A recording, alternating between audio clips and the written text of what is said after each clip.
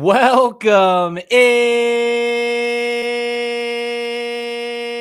to the Punt and Pass podcast. I'm your host, Drew Butler, joined alongside my co-host, Jake from. Be sure to follow us on social media at Punt and Pass on Twitter and Instagram. I'm at Drew Butler. He's at From Jake, puntandpass.com, the number one destination for all things college football. Jake From, we've made it. It is a Thursday morning, a hot and steamy Thursday morning right here in Atlanta, Georgia, but the college football season is finally here. Tons of games tonight, games all through the weekend, even ending on Monday night. It is Labor Day weekend, college football here. Season 8 of Punt and Pass. I know we had a blast on the kickoff show that came out on Tuesday, but dude, I'm so fired up. How are you, brother? Man, I'm doing great. I'm a little bit more fired up about this one. I mean, obviously we kicked things off, earlier in the week, but this now we get to get into the games. We get to start talking about it. It's really opening up. It's here. You can almost smell it. You can almost taste it. Saturday's almost here, man. It kicks off obviously with Georgia and Clemson, and man, I can't wait. It's going to be a great weekend. I can't wait either. It's kicking off, and there's no better way to kick the college football season off than getting on to Prize Picks. That's right. This episode of Punt and Pass and every Thursday episode of Punt and Pass throughout the entire season is exclusively presented to you by our awesome partners over at Prize Picks. And guess what? I think this is the 6th season Prize Picks has been a partner of Punt and Pass. Cool story. I got to be on a panel with founder and CEO of Prize Picks, Adam Wexler, a great Georgia Bulldog, at their all-pack summer meetings in Atlanta. And he was asking me about what it's been like to be a partner. Very, very cool. Longtime partner, longtime supporter. We love Prize Picks. Here is how you can show love to us and to Prize Picks as well. Download the Prize Picks app and use the promo code PUNT, P-U-N-T. Use the promo code PUNT when you download the Prize Picks app, and they have a brand new offer for all Punt and Pass listeners this season. All you have to do is deposit $5. First time sign up, deposit $5. Jake, you get $50 instantly. $50 instantly when you deposit $5 if you're a first time signer upper of the Prize Picks app. Use the promo code PUNT, deposit $5, you get $50 instantly. You don't even need to win your lineup. How about that? They're giving you $50 for a $5 deposit. Once you play that $5 lineup, you'll get $50 instantly. Prize Picks is simply the best, and it gets better. If you go onto the app right now, the menu just continues to grow. It's sick. We're going to give you our Prize Picks entry later on in the show. Mine is focused on the Aflac kickoff game, Georgia, Clemson, Atlanta, noon Eastern. There are so many different props that you can get on there to guess if you're going to go more or less on, build out your entry, and you can win real money. There is simply nothing better. This is a big year. It's a huge year for Punt and Pass. It's a huge year for Prize Picks as well. Download the Prize Picks app. Use the promo code PUNT. Once you deposit $5, you get $50 instantly. So thank you, Prize Picks. Stick around. Our Prize Pick entry is coming up in the show. All right, we need a little update, Mr. Fromm, because when we talked on Monday, we were a little unsure of what your future would look like just even today, this week.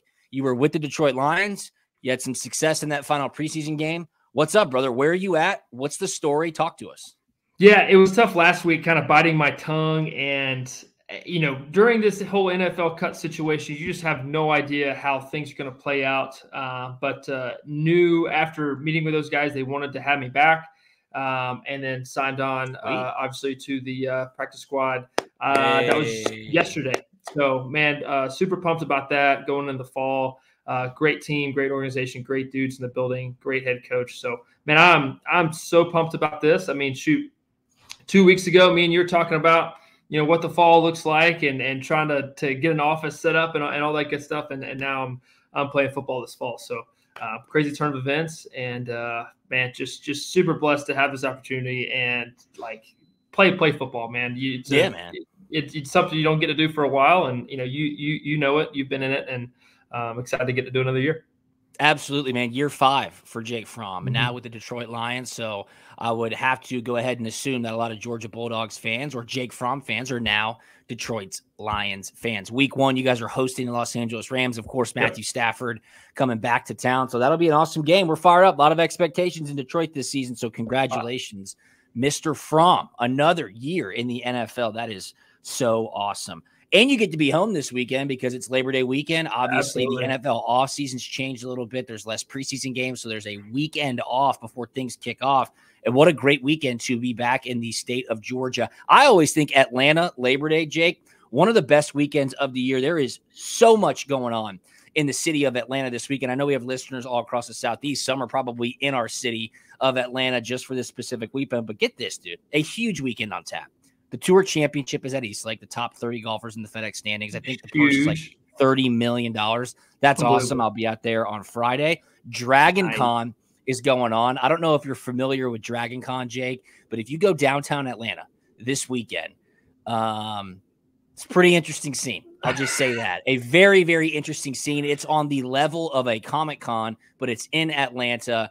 Big-time tourist attraction. So the convergence of SEC and ACC football fans, Georgia and Clemson, of course, playing on Saturday, and then the diehard Dragon Con attendees, it is a sight to behold.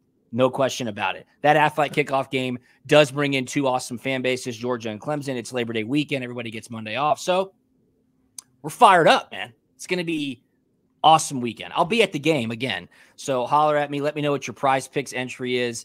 My Prize Picks entry is just involving players in that Georgia Clemson game. So we are excited. All right, let's kick things off. Let's go straight into 3 and Out. Jake, thanks for giving us the update on everything that's going on. So first down, and again, I do want to say this. Got to check out our YouTube page. We are stepping up in the ranks, people. We've got a great producer from Odyssey who's built out a sick template for us. The visual experience is much better. You still have to look at Jake and I's ugly faces, but the visual experience on the YouTube channel looks a lot better. First down on 3 and Out. Of course, go ahead, Jake. What you got? I tell you what, Drew, my face did get a little bit prettier, because I'm hiding the top of my head. I have a nice punt and pass hat on. So we just got some hats in, got a gray, got a white, and got a black one. So, man, pretty excited. We're just kind of show me that white and black one. I want to see that because maybe we'll do a little giveaway coming up here. Ooh, yes, sir. I dig that right there. Here, and then we got the black one as well. So yes, we're just kind of teasing it around. We want to look good for you guys. That. It's tough for me and Drew to do. So we're just trying to improve y'all's experience coming here on the Punt Pass podcast. We've certainly improved that experience. There's no question about it. All right, 3 and Out. Let's go to first down. Thumbing through some news articles before today's show, and one really popped out at me. It was on ESPN.com, and it had to do with Ohio State football and the expectations for Ohio State heading into this season, Jake. Really incredible. And second down as a teaser is going to be on the Connor Stallions documentary, the sign-stealing documentary on Netflix, which I got to watch earlier this week. But even that parlays into the expectations in Columbus, Ohio, the hot seat that Ryan Day is on. And essentially, as you can see here, our producer Jake just pulled it up. Look, how many Jakes do we have on this damn podcast? Jake Galley is our producer. Jake Fromm is our co-host. Jake Trotter is the ESPN senior writer that wrote this article. But he wrote a great article. The title of it is Ohio State went all in this offseason solely motivated by Michigan and their need to beat Michigan. They talk about the $20 million NIL bankroll that Ohio State reportedly has spent on their roster gearing up for 2024. They mentioned the big name transfers, that Ohio State brought in this offseason, led by, of course, Will Howard, the quarterback transfer from Kansas State, Quinshon Judkins, who was an all-SEC running back at Ole Miss last year. They're here. And then they convinced some stars to stay.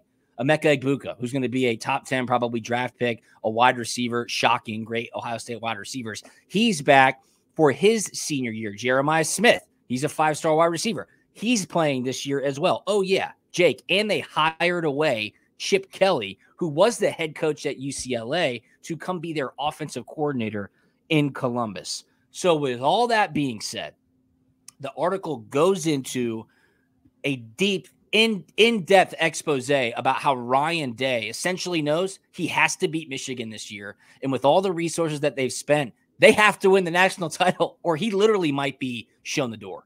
Man, it's unbelievable. From afar, I thought I knew what was going on there in Ohio State. Man, I had no idea. The amount of money that they're spending there is incredible. It's unprecedented. I would love to know the NIL spending sheet. Maybe we can find that and bring it up on the next episode about who's spending what, and I want to see, does it necessarily lead to success this fall? I mean, they've lost to Michigan the last 3 years in a row. Yeah. Yep. That cannot happen at Ohio State. One, can't lose to Michigan, and you have to win something. And they want to win a national championship. Ryan Day knows it's put up or shut up time. And man, just like we think the expectations are for Georgia, for Alabama, man, I think right now it's even higher for Ohio State with the names and with the money they're spending. Oh, yeah. And hey, we hadn't been great necessarily these last couple of years. It's put up or shut up time. It's definitely put up or shut up time. And it's interesting when you read that article, new athletics director Ross Bjork was hired from Texas A&M to Ohio State in January of this year. And the first meeting he had probably, of course, would be with the head football coach, Ryan Day. And that's where Ryan Day told him, I need all-in commitment from our donors, from our athletic association for NIL funding. He just said it. I need one thing. It's money. And then they hit the transfer portal hard. They started getting these big name guys to come into Columbus and be a part of Ohio State. And then they go get Chip Kelly, who, of course, was the head coach of a Power 5 team, now a Power 4 team at UCLA. He's demoting himself and going to Ohio State to be the offensive coordinator. All of this to beat Michigan. Michigan, of course, has been kicking them around for the last couple of years. And then when they beat them a year ago, when they were both undefeated, Michigan goes on, cakewalks the Big Ten championship, beats Alabama in the semifinal, and then, of course, takes care of business and wins the national championship. That just put a dagger into Ohio State's back, because when you think about Ohio State, Jake, very good team, winning 11, 12 games a year. They just haven't been able to get past Michigan, and that has been their Achilles heel. Simply unacceptable. And they're throwing dollars at the problem. Is Ryan Day the guy who can take all these resources, a good coach by any stretch? Is he the guy that can get over the hump? Because this is one of those intangibles where you're like, man, I don't know if he's got what it takes to simply get past it. And I loved what Emeka Egbuka said. Emeka Egbuka, again, who's an All-American wide receiver. He'll be a top 10 NFL draft pick. He said in this article, hey, the reality of the situation is that nobody at Ohio State right now on this roster has won a big game in their career. We won a lot of games, but we haven't won a big game. That, to me, was very telling. Yeah, I mean, that's important to note, important to realize, especially as a player in that situation. Like, hey, I do not want to leave this place.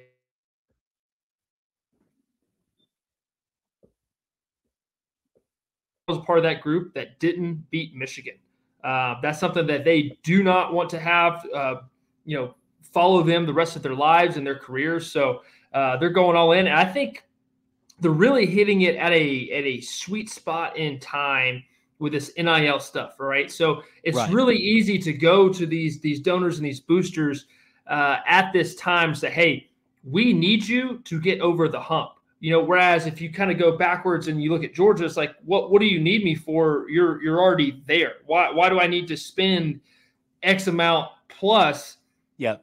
Because you're already there at that spot. And so I think with this NIL stuff, there's a lot of money being spent. And I think they could even ask for more if they needed it moving forward.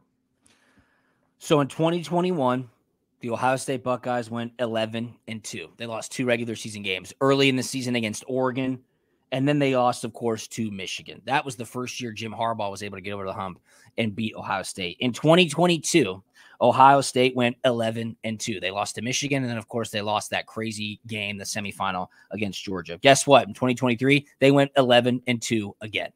They lost to Michigan, and then everybody sat out in the bowl game, and I think they lost to Mizzou in the Cotton Bowl, if I'm not mistaken. I believe that was their bowl game last season. So, with all that being said, Ryan Day in the last 3 years has gone 11-2, 11-2, 11-2. He's lost to one team each of those 3 years, that being Michigan, and now he's on the hot seat. So it's going to be a fascinating season in Columbus, no question about it. They kick off this weekend with a couple of patsies. They got Akron, and they got Western Michigan. So they will be at the top or near the top of the college football playoff rankings all season long. Something to watch for sure. All right, let's go to second down. Jake, I know you've been busy this week. I don't know if you had a chance to watch it. I'm sure you've seen some of the trailers, but the Connor Stallions sign stealing documentary on Netflix, part of their Untold series, I found to be completely fascinating. You see right here, Jared Ramsey wrote an article about it for the Detroit Free Press. Michigan sign stealing, 4 big things we learned from the Connor Stallions Netflix documentary. I think it's important to set the stage here, okay, Jake?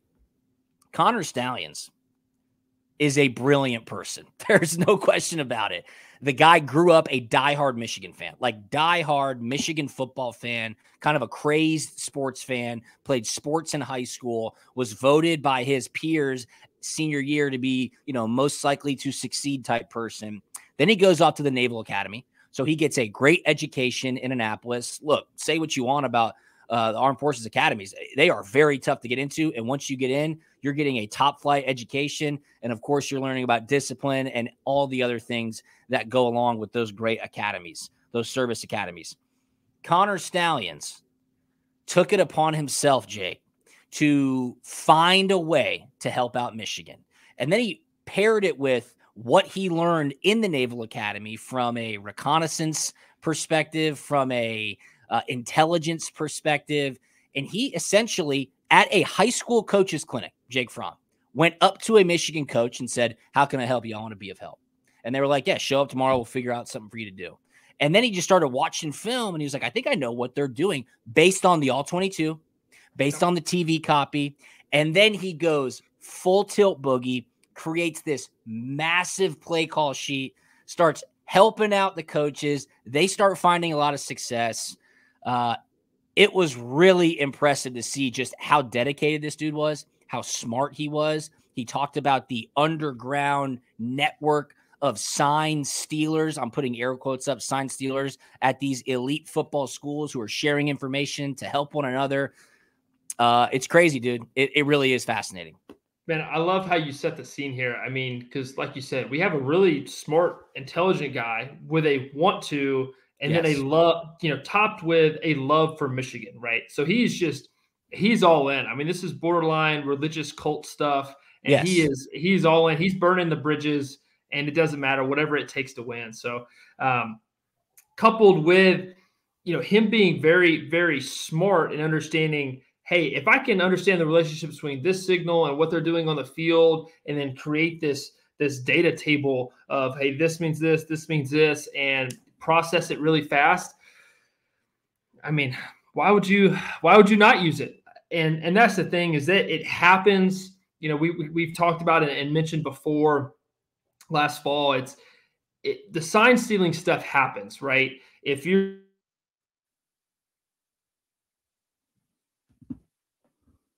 use it to how much do they use it, right? Like, how much time are you going to put into doing it? But obviously this guy Connor had all the time in the world to do it. I loved watching the trailer of him. I don't recall going to this game. And then there's like Portnoy who gets an interview and he's like, oh yeah, that was Connor. He told me it was him. So can't wait to watch this. I've watched plenty of trailers about it, and I cannot wait to dive in and watch this. Yeah, what Jake's alluding to is the famous clip and video that came out of what looked like Connor Stallions being on the sideline of Central Michigan, dressed in Central Michigan coaches gear to advance scout Michigan State. Central Michigan was playing Michigan State. Of course, Michigan was going to play Michigan State.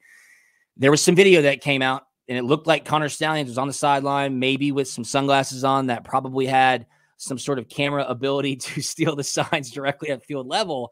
And this was one of my favorite parts of the documentary. He was researching when the NCAA was coming after him. And there's 2 parts of this, so hang with me. One was he was researching lawyers that have had success against litigation against the NCAA. So he reached out to this one guy. I forget what state he was in, but this guy was like, boom, yes, I hate the NCAA. I will help you. This lawyer, probably one of the best moves Connor Stallion made, said, I'll do it pro bono. You don't even have to pay me. That's how much I hate the NCAA. The way he protected Connor Stallions in some of these meetings, Connor Stallions was being asked point blank, were you the person on the sideline of that Central Michigan game? He just said, I do not recall. I do not recall being at that game. That reminds me of the Wolf of Wall Street scene when they're asking all the bankers, did you do this? And they just said, I do not recall. I do not recall. I do not recall. So that was great legal advice from Connor Stallion's attorney. And then the attorney flips the script and they say, well, how did you get this manifesto? How did you get all this information from Connor Stalions? He didn't share it with anybody. He never gave his gigantic call sheet of signs. He never gave his manifesto. However, the NCAA had it. How did this happen? So the attorney starts digging in and finds out that Ryan Day, Ohio State's head coach, his brother is a private investigator. They start searching and saying, did somebody hack Connor Stallion's email address, essentially put all this information together and lay it into the lap of the NCAA and say, go get Michigan? Who would want to do that? Well, of course, that's only Ohio State. So you have to watch this Netflix documentary, because while the NCAA is grilling Connor Stalions and he's just saying, I do not recall, the attorney is going, we would love some answers to understand where you got your information from. How did you guys get access to this? Did it come from somebody associated with Ohio State? And these NCAA people are like, we can't, we're not allowed to share that information. It's so clear. And their attorney's like, all right, we're done here. You guys have a great weekend. We're out of here. He was crushing these NCAA people. And I love when he was just like, I hate the NCAA. Fascinating. Connor Stalions having to watch Michigan win the national championship up in the stands in Houston. That was a little gut-wrenching. Everybody steals signs. That was one of the points of the entire documentary, Jake. And the other point was that Connor Stalions, a brilliant dude, in his eyes, he didn't do anything wrong. And when they suspended him, Michigan kept winning. So They took it upon themselves to prove that it wasn't just the sign stealing that was attributable for their success. But dude, I'm telling you, if you find some time this weekend, it's like an hour and 20 minutes. Very, very worth the watch. I promise.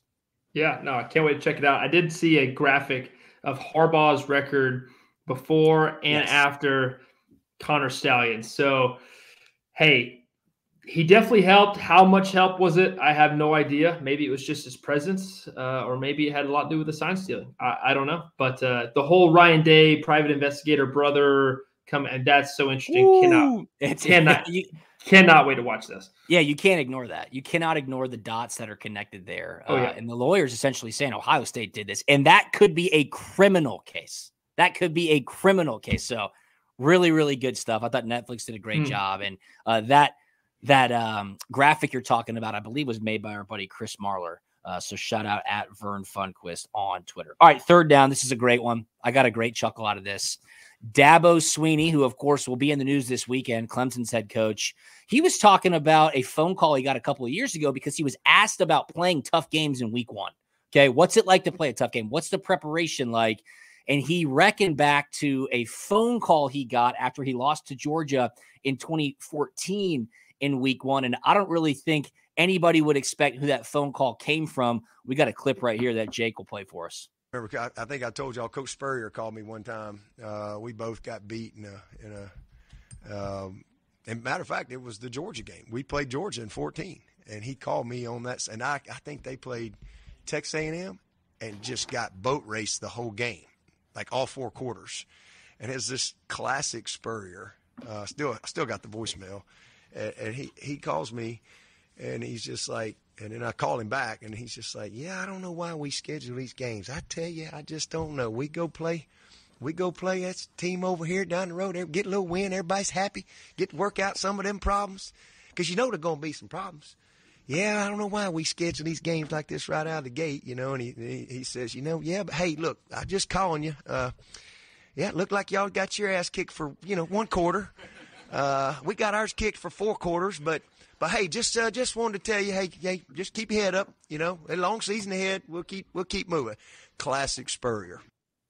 That's just so good, Jake Fromm. Great impression by Dabo as well there. I don't know how the Clemson fans or the South Carolina fans will feel about that, considering that is a hated in-state rival. But Coach Spurrier, so funny, so authentic. I get to spend time with him every season down at the Georgia-Florida game where he comes and speaks. And, man, he gets after people. He ribs people. that's so great. Well, we got our ass beat for 4 quarters. You just got your ass beat for 1. It's great. I appreciated Dabo sharing that story. No, I love that. It kind of humanizes the whole thing, the whole experience. It kind of shows a little bit of the kind of fellowship that they have as college football coaches. There's not too many people that really understand kind of what they go through and the shoes that they're in. So kind of cool that they get to kind of share that together. Funny is in 2014, I was actually at that game when Clemson played Georgia at Georgia. Recruit. Yep. And then, going throughout my recruiting process, Spurrier was definitely one of the coolest guys to meet. Man, you could just tell he had been there, he had done that, had this kind of charisma about him, and hilarious as well. And the last thing I do want to touch on is, as good as that impression was that Dabo did, that's definitely not the first time he's ever impersonated Spurrier. He definitely practices that in the shower. Got to. He's definitely been there. Yeah, there is no doubt about that. He absolutely has done that before. And Coach Spurrier, I mean, to his credit, he won a lot of football games, and he's not afraid to share his opinion, calling another head coach and saying they got their ass beat for a quarter. That's classic. I mean, obviously, he used to call head coach Ray Goff Ray Goof at Georgia. He does these like chalk talks down at this Georgia-Florida event put on by Danny Warfel. And like Danny's up there. Of course, Danny, Heisman Trophy winner, just absolutely lit it up from a statistical standpoint, an all-time great college football Hall of Famer. And he's like, well, yeah, we just had an idea that we just throw the football down the field and we'd probably catch it more times than we wouldn't. And we just throw it into the end zone and we'd probably score more touchdowns than the other team would. And like, that was just his philosophy, like a true not air raid, but run and gun, however they called it. Coach Spurrier is he's great. And I know we were poking fun at him a week ago when he was calling Kalen DeBoer, Jalen DeBoer, and then saying Alabama plays Texas this season, which of course they don't. So Coach Spurrier, keep it locked in, man. Come on. You're too sharp to let those kind of slip-ups happen. All right, before we get into our prize pick segment, I do just have to throw this one in there. Right before we started recording this morning, ESPN released their new college football theme song for the SEC on ABC. My phone blew up. I had a couple people, one former Georgia golfer, Lowry Thomas, hit me up, and he was like, is this for real? And I didn't know what he was talking about, so I clicked it, and I listened to the new SEC on ABC theme song, and my first thought, Jake, was, what the hell is this shit? I thought it was awful. I was like, what is this? This is terrible. It'll probably grow on me, I guess. It sounded like video game music. There was no umph to it. There was no gravitas. It was like horns and flutes. And I don't know. I made you listen before we jumped on. It was kind of upsetting. Yeah. I mean, first thing that popped in my head, it was just lame. I don't know like what else to say other than it was just flat. It was lame. It didn't get you going at all. No. It didn't get me excited to watch it. Maybe it's so old school that it'll grow on everybody, but only time will tell. But I am very pessimistic about the outlook of this theme song. Public reaction not very good right now, and ESPN's PR Twitter account said the SEC on ABC franchise is bringing back a fan favorite from the early 2000s, revamping the old school ESPN college football theme song. So they tried to revamp it, but I feel like they dampened it. It was not a revamp. It was a dampener, okay? Just there's more that needs to be there. Again, will it grow on me? Yes. Will it fire me up later on this season? Yes, of course. But not a good first reaction. Come on. You got to test this stuff out. I don't know how they could just let them rip a couple days before kickoff and expect the public to fall all over it. So there you go. All right. Let's do our prize pick segment, Jake. I'm fired up. Week 1 of college football. It's time to win our first prize picks entry. And I'm doing things a little bit different to start, okay? I want to get on the board. That's exactly what I want to do. It's week 1. There's a great slate of games. You want a successful first drive. You want to get a couple of first downs. Hey, we'll take 3 points. A touchdown's even better. And that's where I'm going with our prize picks entry in week 1. Again, this episode of Punt and Pass is presented to you by Prize Picks. If you haven't signed up for Prize Picks yet, download the Prize Picks app or go to prizepicks.com. Use the promo code PUNT, and when you deposit just $5, if you play one $5 entry, you get $50 immediately. I don't know where else you could get a deal like that, but they're giving it to the Punt and Pass listeners. So again, use the promo code PUNT when you download the Prize Picks app. Deposit $5, play a $5 lineup, and you get $50 instantly just for playing. Of course, as you know, you can do cross-sport entries. You can win up to 10x your money. It's going to be a fascinating and fun season at Prize Picks. Prize Picks is the largest independently owned daily fantasy sports platform in North America. It's the most easiest and exciting way to play DFS. It's just you against the numbers. You know that. Pick more or less than on 2 to 6 player stat projections and watch the winnings roll in. Are you ready for my week 1 Prize Picks entry? Dude, I'm pumped. Let me hear it. All right. So I'm going to the Clemson Georgia game. I'll be inside Mercedes-Benz Stadium. So please, if you see me, tail this. We'll high five each other and we'll have fun. Clemson has to get Phil Maffa rolling. Yeah, they lost Will Shipley, their running back from a year ago. Phil Maffa can tote the rock. The kid's a stud. There's no doubt about it. They will have to lean heavily on Phil Maffa in order to, 1, control the clock, 2, keep Georgia's offense off the field, and 3, grind out the game. Right now on Prize Picks, Phil Maffa, more or less than 85.5 rushing and receiving yards. He's going to go over that.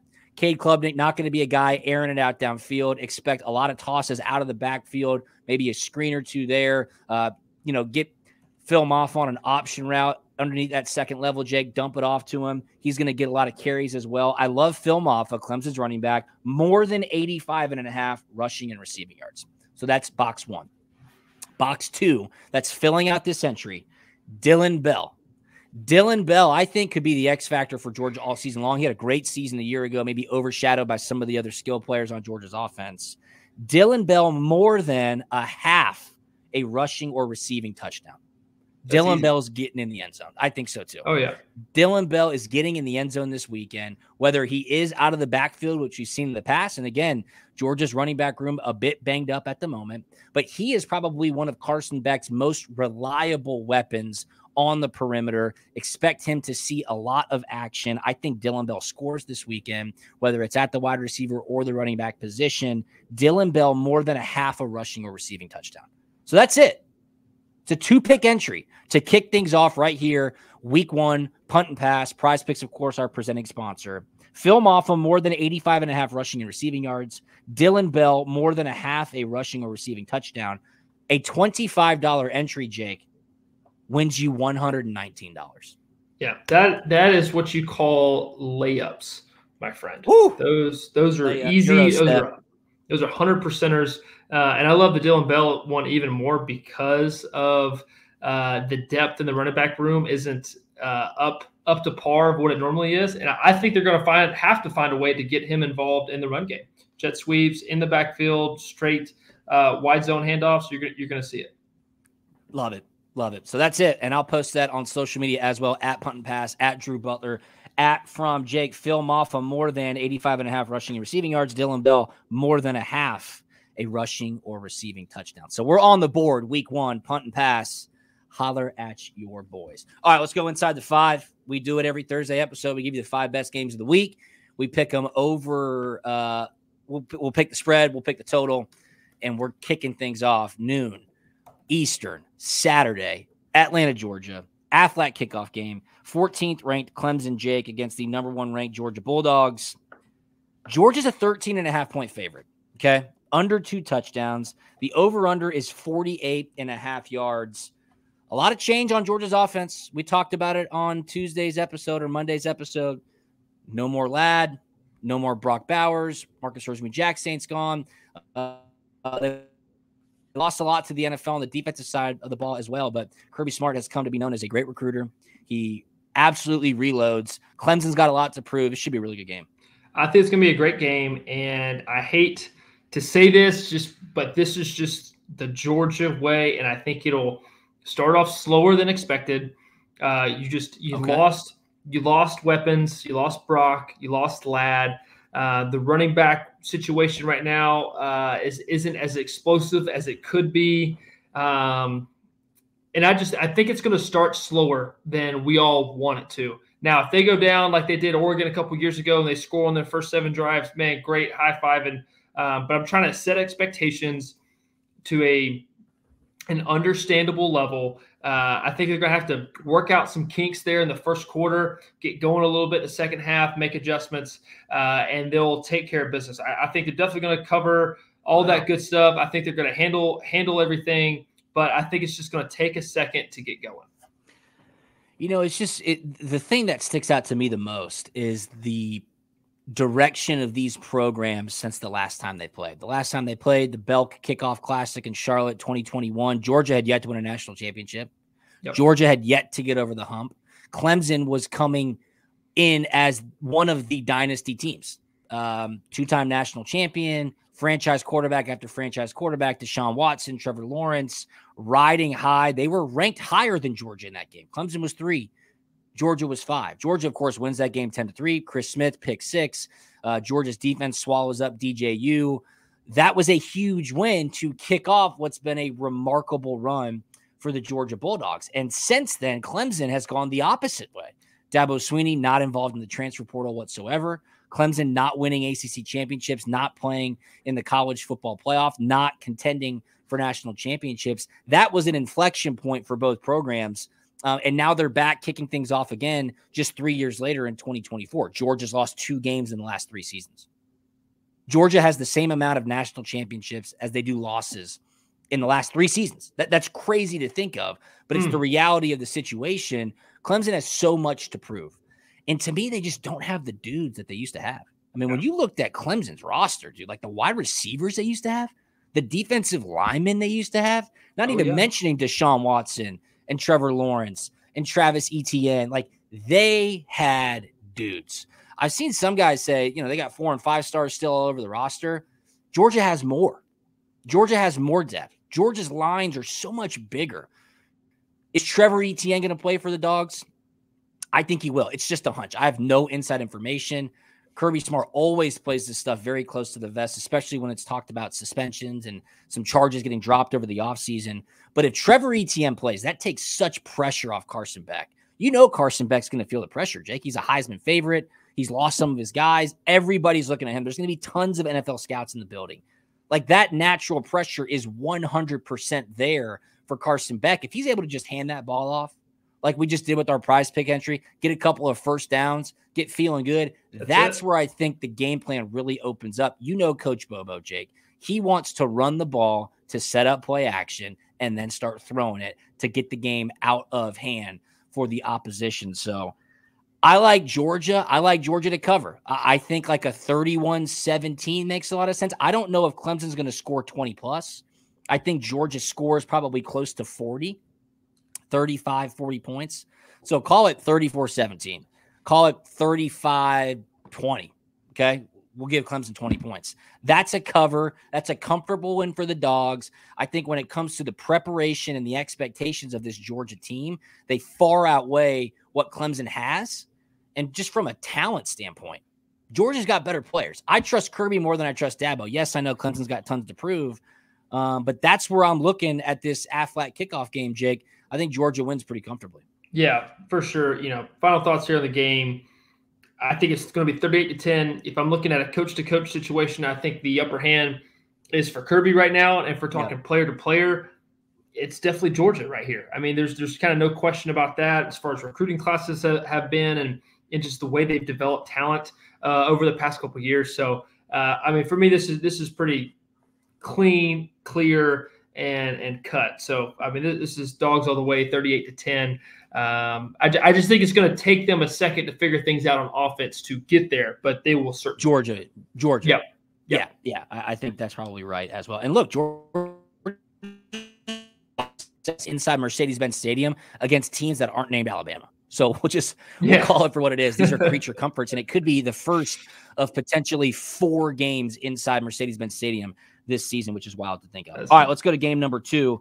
It is an old school rivalry that is being rebirthed here in week 1. The 8th ranked Penn State Nittany Lions are heading to Morgantown to take on West Virginia. This is another noon kickoff over on Fox. Penn State's an 8-point favorite. The total here is 52 points, and this will be a good one. The atmosphere should be live. I saw today that Pat McAfee, I believe, is broadcasting from Morgantown tomorrow, and they've canceled public schools in Morgantown because they expect the traffic and the congestion around the city to be so severe. Obviously, McAfee went to Morgantown or went to West Virginia.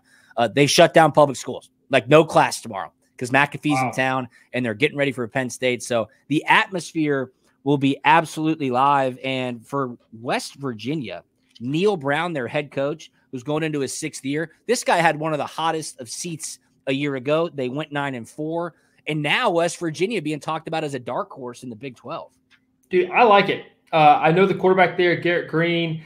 We've trained together down at QB Country in Mobile. And the dude can flat out spin it. I mean, he's not the biggest guy in the world, but he's very Stetson-like in that way. Man, he's a very good athlete and can throw the heck out of it. So I'm kind of on this West Virginia train a little bit. I think, even with Pat showing up, giving them a little extra boost, I think they're going to have a great home field advantage, and I'm going to go West Virginia on this one. Take those points. Take the home dog getting 8 points. I'm looking for this post on X that I saw. Here it is. I just found it. Since 2005, top 25 teams on the road against unranked opponents in season openers are 29-40 against the spread. And when's the last time James Franklin and Penn State has won a big game? To me, this is a big game, right? Absolutely, dude. Absolutely a big game. Let me repeat that statistic. Since 2005, top 25 teams on the road against unranked opponents in season openers, which fits the bill here for Penn State, traveling to unranked West Virginia. It is the season opener. They're 29-40 against the spread. I love West Virginia as well. Yeah. Yes, Penn State's got a lot of talent. Drew Aller returning at quarterback. Great dual threat at running back in Nicholas Singleton and Katron Allen. They got some guys on defense as well. Penn State went 10-3 a year ago. I just think it's a close game. Penn State wins. West Virginia covers. There you go. Simple. That'll be a fun game to watch. I'll be at the Georgia game, but I'll have that one recorded, and I'll definitely check it out. All right, let's go down to the Swamp. A great in-state rivalry here. 3:30 kickoff on ABC. It's right after the Aflac kickoff game between Clemson and Georgia. 19th ranked Miami, the Fighting Mario Cristobal's, are headed down to Gainesville, or up to Gainesville, to take on the Florida Gators. Miami is a 2.5-point favorite. The total here is 54 points. And Billy Napier, I know he's one of your guys, Jake. He's feeling the heat right now, bro. Oh, it's getting hot up under that seat right now. And I'm just thinking here with the schedule that Florida has coming up this fall, like if they don't win this one, how many more are they going to win throughout the season? Like, what can their win total be with how tough their schedule is? So this is a great opportunity to win this game at home in a very manageable game. You got Cam Ward, you got Graham Mertz. It's kind of I want to kind of continue this quarterback theme, but I really don't know which guy I like more. You got Cam Ward, who's a seasoned vet. I think going into his fifth year at least, playing quarterback, and Graham Mertz got a lot of opportunities to throw the ball around last year. Like watching some of his games, he put up some crazy numbers and some crazy stats. Had a lot of ups and downs throughout the season, but can he be more of a consistent guy for the Gators this fall? Going back to the statistic that you just mentioned, dude, give me Florida, because I just feel like their backs are against the wall and they have to win this game. I totally agree. We have not shared notes before we started recording this, but I totally agree. Not even giving thought to the statistics of ranked teams traveling against unranked teams in season openers, which fits the bill here. Miami laying 2.5. Florida has to have this. Like they have to. And the Swamp is going to be rocking. I'm not saying Miami's not ready for a crazy environment. Cam Ward, a lot of expectations, transfer quarterback from Washington State. Mario Cristobal, his seat is hot as well. There's tons of hope for Miami heading into this season. And Billy Napier, dude, Florida's head coach, like he's got to deliver a message to his team that says, guys, if we just take the season 1 week at a time. Yes, we have one of the hardest schedules in the country. If we take the season 1 week at a time, if we protect our own home turf, the Swamp is a very tough place to play. We all know that. I think Florida is sneaky here. And remember, last year, against Utah at Utah, season opener. Florida was hanging around, but guess what? Utah's a tough place to play. Like, there was a true home field advantage for the Utes in that game. Florida started turning the ball over. I think Florida's defense can force some turnovers. I think Cam Ward might get a little jittery in there. First big start at his new program. And I think the Swamp, I think that home field advantage can kind of keep the Gators in this game. I don't know who wins. I think it's tight. Give me those 2.5 points with the Florida Gators as well. That's going to be a fun game to watch. A great old school in-state rivalry there, Jake. Yeah, 3:30 ABC. It's going to be a good one. All right, after that game, again on ABC, a great triple header to kick things off. You'll have to hear that theme music a lot of times this week. Yeah. Would love to hear your thoughts. So let me know what you think about that at Drew Butler on Instagram and Twitter. This could be the game of the weekend.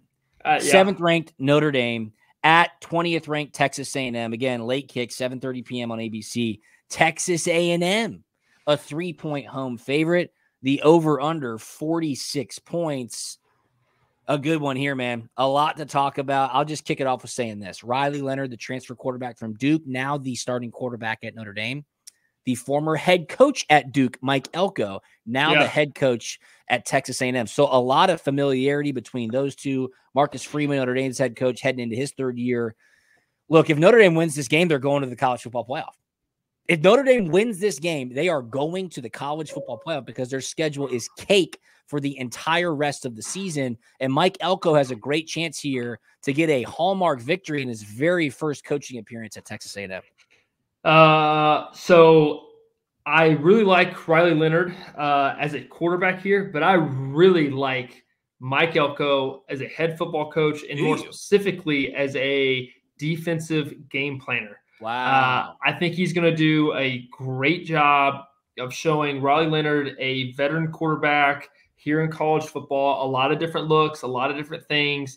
And I think he's going to have a tough time feeling comfortable for his new team in a new system in the first game of the year on the road, playing in the Aggie Stadium. So, dude, I really like Texas A&M here, and I think I think it could get ugly. I think we can have another embarrassing moment for Notre Dame, and especially to start things off. I really do.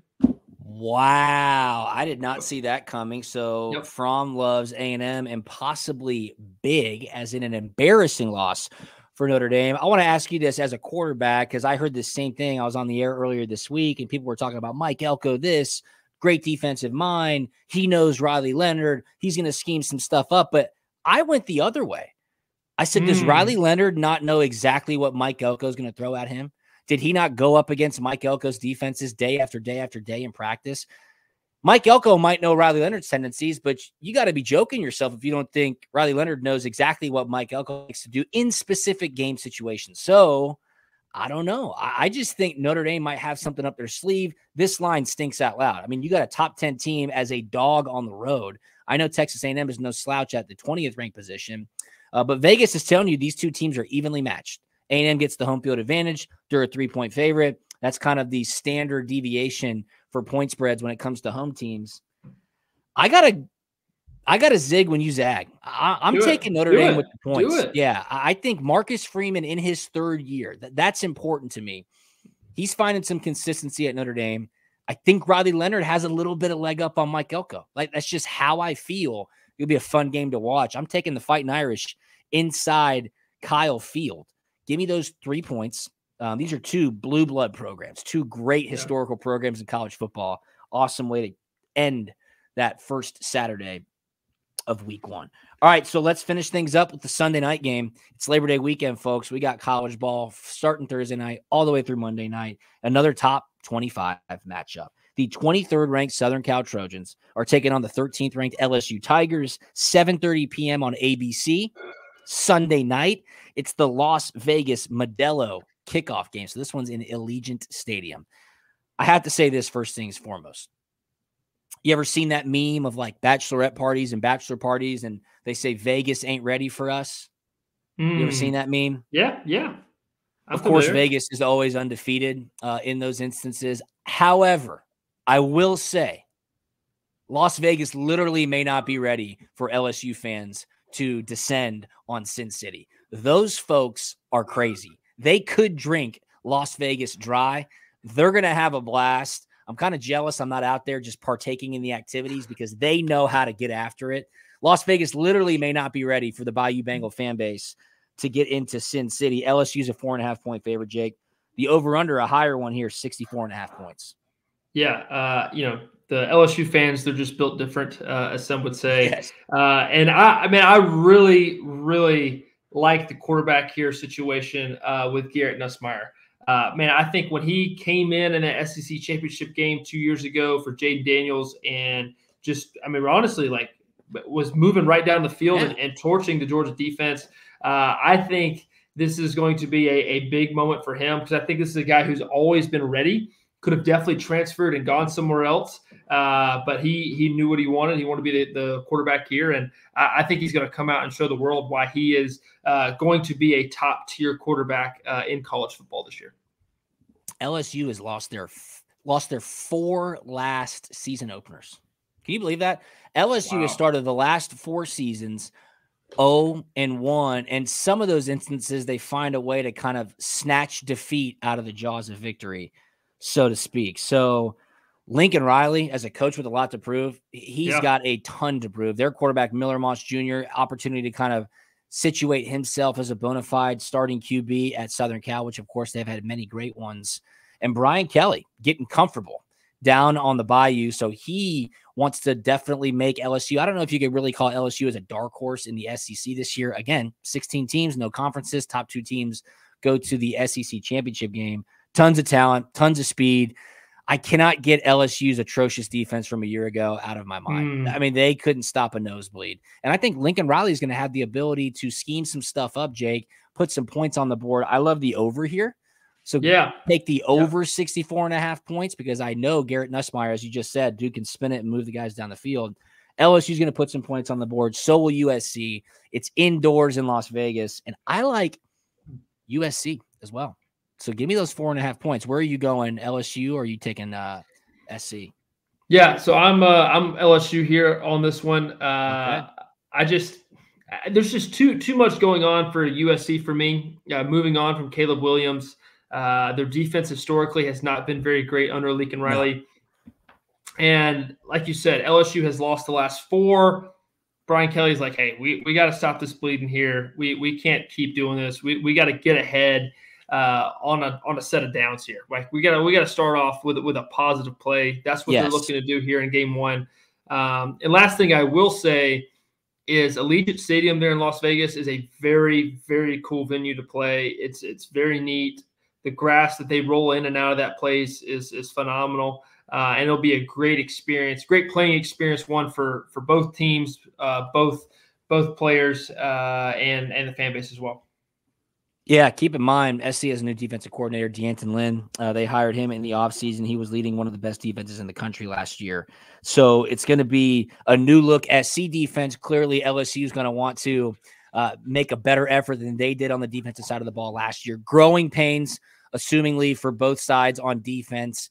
Lots of talent, always lots of talent on the offensive side of the ball for both of these squads. So, again, I like the over. I think it's high scoring, and I think that means SC keeps it close. A great game to tune into on Sunday night, dude. It's going to be awesome. What a great weekend of college football we have coming up. Thanks so much for tuning in to this kickoff episode.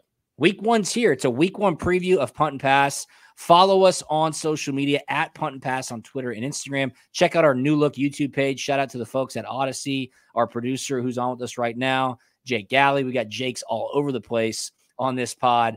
It looks great. Thanks for tuning in. Give us a little subscribe on the YouTube channel as well. And last but not least, a huge shout out to Prize Picks. Year 6 as a partner, an exclusive partner of the Punt and Pass podcast. Download the Prize Picks app. Use the promo code PUNT. Tell your friends. Use the promo code PUNT. Jake's got a new Prize Picks hat on his head right now. Maybe we'll do a little giveaway if you can show us that you downloaded the Prize Picks app. You use the promo code PUNT. When you deposit just $5 and you play a $5 entry, you get $50 instantly. You pick 2 to 6 players, predict if they go more or less on their stat projection, and you can win 10 times your money. It's awesome. We gave out our 2-pick entry earlier in the show. Phil Maffa more than 85.5 rushing yards and receiving yards, and Dylan Bell more than a half a rushing or receiving touchdown. So the Aflac kickoff game will be great to watch. And if you're on Prize Picks and use that promo code PUNT, you can make it a profitable one as well. Jake, thanks so much, brother. Anything on the way out? Man, no, I'm pumped. It's going to be a great weekend, starting from noon all the way to Sunday night. It's going to be great. Pumped about these hats. Let us know what you think. Man, dude, we're back. We're back. We're back. Absolutely. Thanks so much for listening, everybody. Have an awesome Labor Day, and we will talk to you on Tuesday next week. See ya. Yep.